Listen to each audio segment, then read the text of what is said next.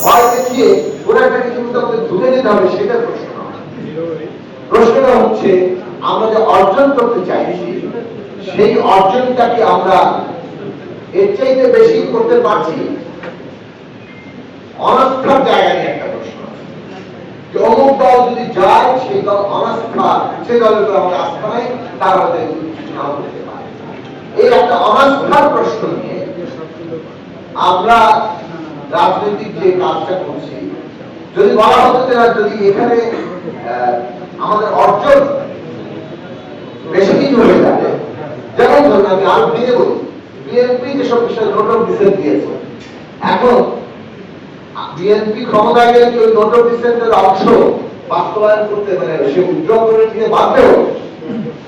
বাধ্য না, কিন্তু জনগণের কাছে তার কোনো নৈতিক দায় নেই।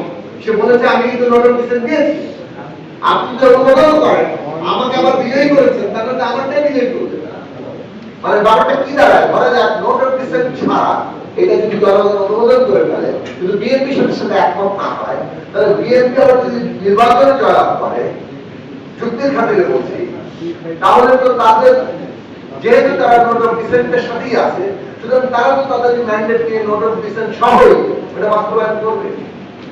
এই জায়গাগুলো আছে। এখন কেউ ভাবতে পারে যে এইটার মধ্যে যে আমরা রাজনৈতিক ভাবে আমাদের যে লক্ষ্য আমরা নিজেরা এগিয়ে যাওয়ার সেটা করবো, এটা তো সাইন ডকুমেন্ট, এটা তো কেউ চাইলে বাতিল করে দিতে পারে। হ্যাঁ, ঐকমত্য কমিশন কেন সেটা বাদ দিয়ে প্রস্তাব করেছে সেটা একটা তারা নিশ্চয়ই দেবেন। এটা কি তাদের নিজেদের প্রস্তাব? সরকারের কাছে তারা প্রস্তাব করছে যে কোনো নোটিফিকেশন থাকা প্রয়োজন নাই।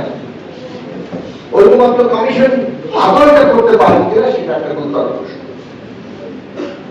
কারণ ঐকমত্য কমিশন নিজস্ব মতামত দেওয়ার জন্য এইখানে যদি তারা এইভাবে সিদ্ধান্তমূলক জায়গায় যান, তাহলে আসলে রাজনৈতিক দলগুলোর সঙ্গে আলোচনাটা কার্যকারিতা থাকে না।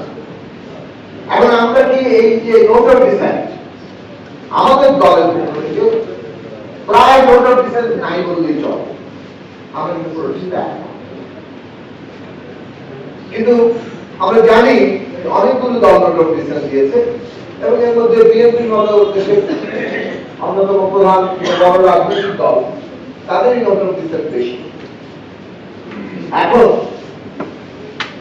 আমরা নোট অফ ডিসেন্ট চাইনি বলে, দেরি বলে, আমরা এগুলো সম্পূর্ণ তাদের সাথে একমত বলে আমরা অন্য কারো অধিকার কেড়ে নিতে পারি?